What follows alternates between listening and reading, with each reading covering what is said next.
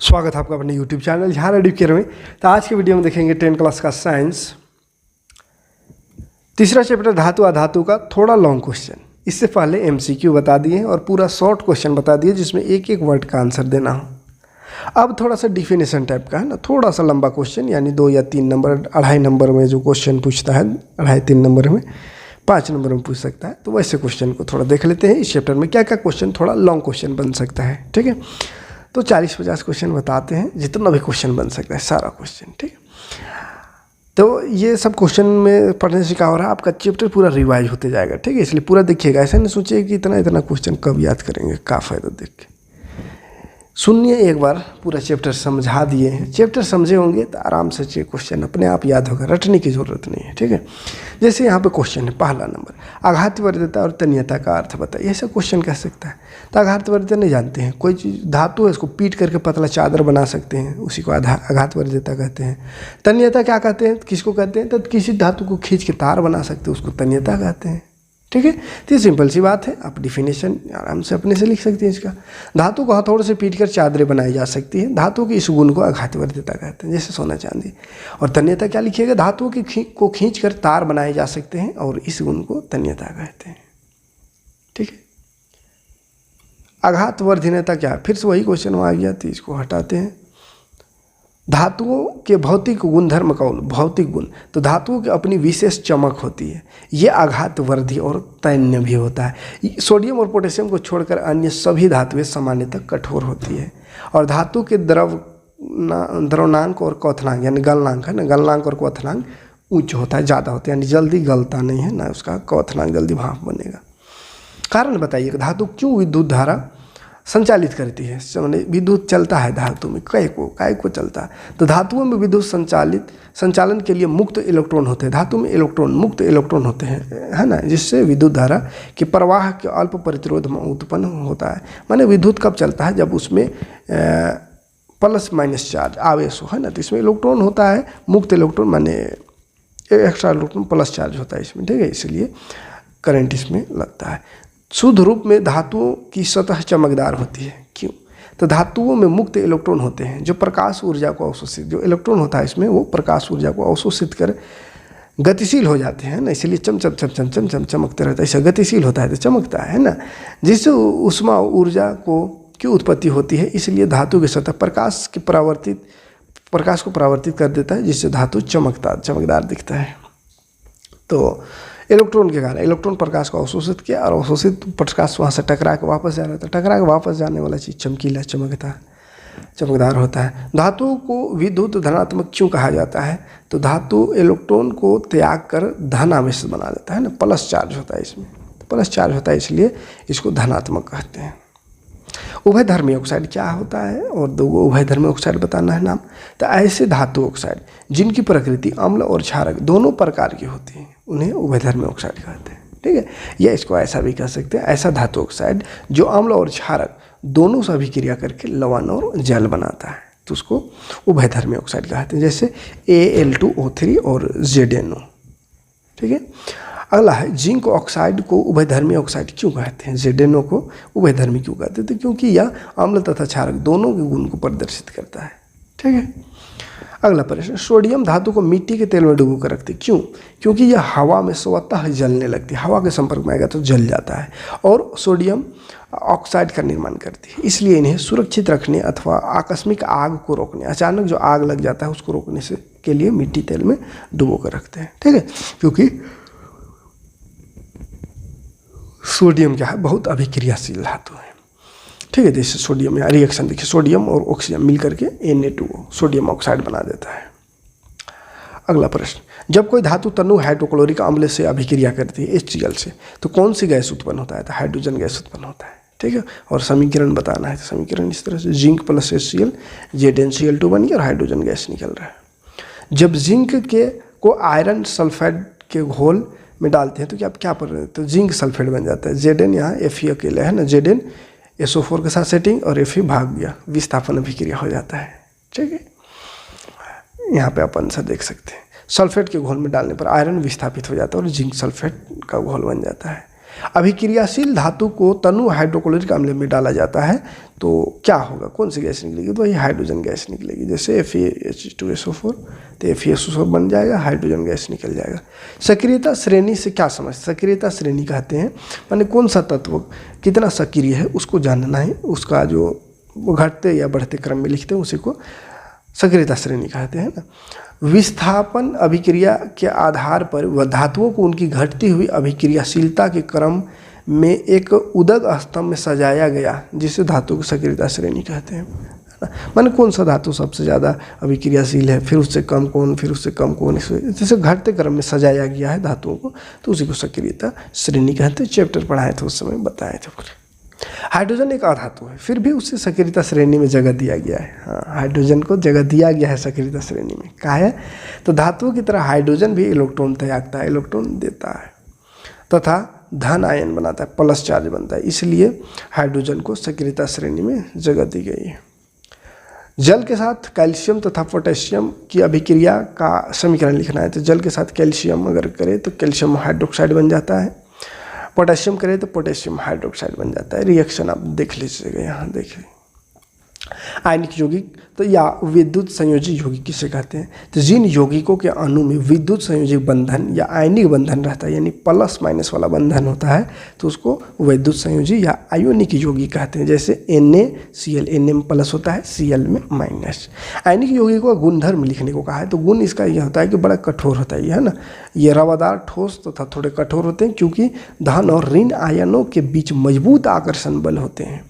इनके गलनांक और क्वथनांक ऊंचा होता है और ये प्रयास जल में घुल जा सकता है, लेकिन कार्बनिक घोलों जैसे केरोसिन, पेट्रोल, बेंजीन ये सब में अघुलनशील, सब में नहीं घुल सकता है। और ठोस अवस्था में ये विद्युत का चालन नहीं करता है, जब ये लिक्विड फॉर्म में रहेगा तभी इसमें विद्युत चलेगा। आयनिक यौगिक जल में घुलनशील क्यों होता है, तो जल एक ध्रुव विलायक है, फलतः यौगिक के आयनों को अलग अलग कर देता है, जिसके कारण यह जल में घुल सकता है। उसके जो आयन है उसको अलग अलग ही कर देता है, इसलिए जल में घुलता है। रेलवे ट्रैक को जोड़ने के लिए यौगिक X तथा एल्युमिनियम का उपयोग होता है। यौगिक X को पहचानना है तो X मतलब ये आयरन होगा। दूसरा बोला अभिक्रिया बताओ, तो ऑक्साइड Fe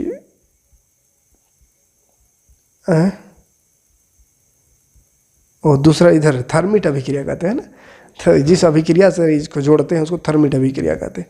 तीसरा बोला इसका रासायनिक समीकरण लिखे, तो रासायनिक समीकरण ये हो गया, आयरन ऑक्साइड से जोड़ा जाता है ना, आयरन ऑक्साइड।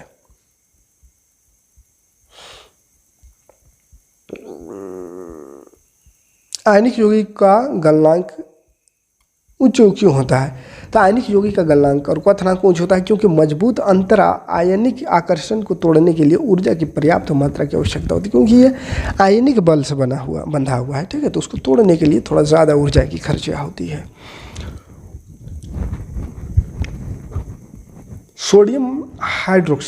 सोडियम ऑक्साइड और मैग्नीशियम ऑक्साइड कौन से आयन उत्पत्ति करते थे। सोडियम ऑक्साइड जो है, सोडियम में प्लस, ओ में दूगो माइनस, MgO में दूगो प्लस दूगो माइनस दोनों में होता है।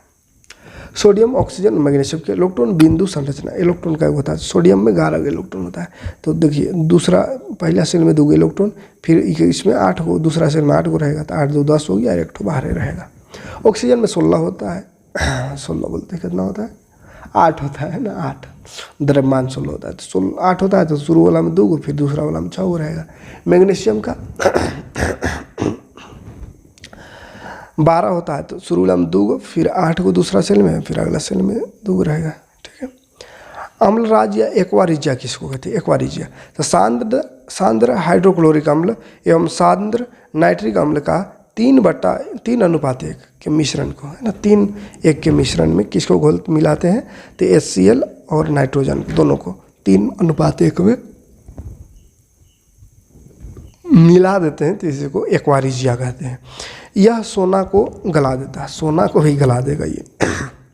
निम्नांकित पदों की परिभाषा, खनिज, अयस्क और गैंग का परिभाषा लिखने को कह सकता है। तो प्रकृति में पाए जाने वाले ऐसे पदार्थ जिनमें धातु या अधातु के यौगिक उपस्थित रहते हैं उसे खनिज कहते हैं, जैसे एल्युमिनियम ऑक्साइड, जल, ये सब। अयस्क, ऐसे खनिज जिनसे धातुएं आसानी से तथा सुगमतापूर्वक लाभप्रद ढंग से प्राप्त की जाती है उसे अयस्क कहते हैं। जैसे कॉपर, पायराइट, एल्यूमिना, ये सब। गैंग क्या है? तो अयस्क में जो भी अशुद्धियाँ पाई जाती है उसको गैंग कहते हैं। धातु क्रम क्या है? तो अयस्क से धातु का निष्कर्षण माने धातु को निकालना और उसका परिष्करण माने साफ सुथरा करना और उसको उपयोगी बनाना के प्रक्रम को ही धातु क्रम कहते हैं। धातु क्रम। खनिज और अयस्क में अंतर लिखने का, तो खनिज भूपरपट्टी में प्राकृतिक रूप में पाए जाने वाले तत्व या यौगिक को खनिज कहते हैं। और अयस्क क्या है? तो वे खनिज जिनमें धातु आसानी से तथा कम खर्च में प्राप्त की जा सकती है, अयस्क कहलाते हैं। और खनिज क्या? और सभी खनिजों में धातु निष्क्रिय नहीं हो सकता है, और इसमें सभी अयस्कों में धातु निष्क्रिय होता है। माने खनिज में तो बिना धातु वाला भी हो सकता है, अधातु भी हो सकता है, लेकिन अयस्क क्या है? जिसमें धातु रहेगा वही रहेगा। सभी खनिज अयस्क नहीं है, लेकिन सभी अयस्क खनिज है। ठीक है, सभी खनिज अयस्क नहीं। क्यों? क्योंकि वैसा खनिज अयस्क है जिसमें धातु पाया जाता है, और जिसमें धातु नहीं पाया जाएगा वो अयस्क नहीं है। लेकिन धातु पाया जाए या नहीं पाया जाए, अयस्क तो क्या है? खनिज से ही आया है, तो सभी अयस्क खनिज होगा। पारद के सल्फाइड अयस्क से पारद कैसे प्राप्त करेंगे? पारद HGS को वायु में उपस्थिति में गर्म करने पर उष्मा उपचयन से पारा धातु प्राप्त होता है ना। तो ऑक्सीजन से उसको गर्म करेंगे तो HGO और SO2, फिर इसको गर्म करेंगे तो ये बन जाएगा पारद। तांबा, कॉपर के सल्फाइड अयस्क से तांबा कैसे बने? तो देख लीजिए, ये भी रिएक्शन वाला क्वेश्चन है। ठीक है, पूरा चैप्टर समझा दिए हैं, बस यहाँ पे मेन क्वेश्चन दिखा दे। ये भर्जन और निस्तापन बड़ा इंपॉर्टेंट क्वेश्चन है। सल्फाइड अयस्क को वायु की उपस्थिति में अधिक ताप पर गर्म करने पर यह ऑक्साइड में बदल जाता है और वाष्पशील अशुद्धियाँ जो है बाहर निकल जाती है। इस प्रक्रिया को भर्जन कहते हैं। ZnSO2 गर्म करेंगे जिंक ऑक्साइड को, जिंक सल्फाइड अयस्क को, सल्फाइड अयस्क को है ना, ZnS माने सल्फाइड अयस्क को ऑक्सीजन की उपस्थिति में अधिक ताप पर गर्म करने से जिंक ऑक्साइड बन जाता है। इसको भर्जन कहते हैं। और निस्तापन क्या है? तो इसमें याद रखिएगा, जिंक कार्बोनेट या कार्बोनेट अयस्क इसको कहते हैं। ठीक है, कार्बोनेट अयस्क को सीमित वायु की उपस्थिति में अधिक ताप पर गर्म करेंगे तो ये भी ऑक्साइड में बदल जाता है, तो इसको निस्तापन कहते हैं। भर्जन और निस्तापन में अंतर लिख लीजिएगा, वही है। अच्छा, और इम्पोर्टेंट क्वेश्चन, थर्मिट अभिक्रिया क्या है? ये इम्पोर्टेंट क्वेश्चन है, इसके कोई दो उपयोग लिखना है। तो थर्मिट अभिक्रिया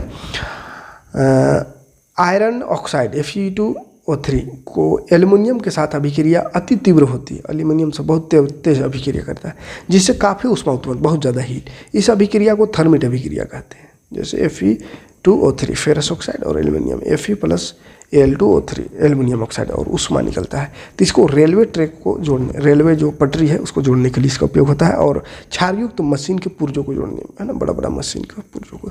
संक्षारण की परिभाषित करना है और इसका बचाने का उपाय। तो वायु तथा नमी की उपस्थिति में किसी धातु का परत बनकर नष्ट हो जाना है ना, परत बन करके नष्ट हो जाता है, जैसे चीटी लगना जिसको बोलते हैं ना लोहा में, तो उसी को संक्षारण कहते हैं। इसका बचाने का उपाय पेंट करके या यसद लेपन करके, यसद लेपन मतलब जिंक का परत चढ़ा करके या पेंट करके या विद्युत लेपन करके। संक्षारण के लिए आवश्यक शर्त, यानी कब संक्षारण होगा? तो जब वायु मिलेगा, नमी मिलेगा और अभिक्रियाशील धातु की उपस्थिति, तीन चीज़ होना चाहिए। लोहे की जंग से बचाने का तो यसद लेपन कहेंगे, पेंटिंग कर सकते हैं। ठीक है, क्रोमियम का लेपन कर सकते हैं। ठीक है, तो ये सब क्वेश्चन है। मिश्र धातु एक देख लेते थोड़ा सा। किसी धातु के किसी अन्य धातु अथवा अधातु के साथ गलित अवस्था में, माने पूरी गल के मिला हुआ है, ठीक है, पूरा समांगी मिश्रण को मिश्र धातु कहते हैं। जैसे इस्पात, स्टील, जहाज, पुल, वाहन का निर्माण में इसका उपयोग होता है। पीतल, बर्तन निर्माण में। धातु कैसे तैयार होता है? मिश्र धातु कैसे तैयार किया जाता है?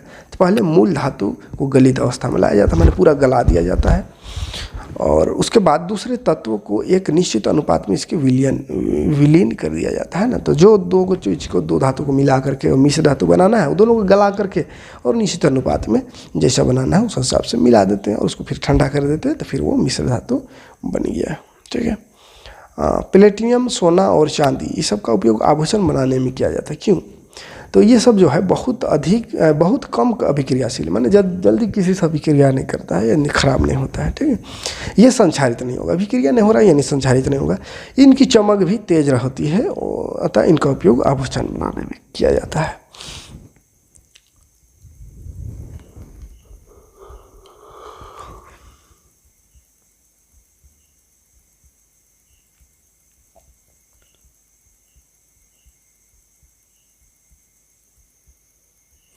फिर क्वेश्चन है सोडियम पोटेशियम और लिथियम को तेल के अंदर संग्रहित, मैंने मिट्टी तेल में डुबो कर रखा था। क्यों? तो क्योंकि ये खुला रखने पर तत्काल आग पकड़ लेगा, तुरंत आग पकड़ लेता है ना, बहुत अधिक अभिक्रियाशील है ये तीनों, तो इसीलिए इसको केरोसिन तेल में डुबो कर रखा जाता है। ये सब सिंपल क्वेश्चन है। अच्छा, और कुछ वैसा क्वेश्चन देख लेते हैं, और वैसा कोई खास नहीं है, ये सब क्वेश्चन हो चुका है। एनोड कैथोड थोड़ा सा देख लेते हैं। एनोड क्या होता है? अशुद्ध तांबे के छड़ को एनोड कहते हैं, शुद्ध तांबे के छड़ को कैथोड कहते हैं। और विद्युत अपघट्य, तो विद्युत के लवण विलयन यानी कॉपर सल्फेट को विद्युत अपघट्य कहते हैं। तो चलिए, ये कुछ इंपॉर्टेंट क्वेश्चन दिखाने का प्रयास करें। उम्मीद है वीडियो समझ में आए तो लाइक और कमेंट करिएगा। मिलते हैं नेक्स्ट वीडियो में। नेक्स्ट चैप्टर का ये सही MCQ पहले बताएंगे, पहले चैप्टर तो समझा दिए हैं, MCQ लेकर आएंगे, फिर शॉर्ट क्वेश्चन। ठीक, थैंक्स फॉर वॉचिंग। जय हिंद।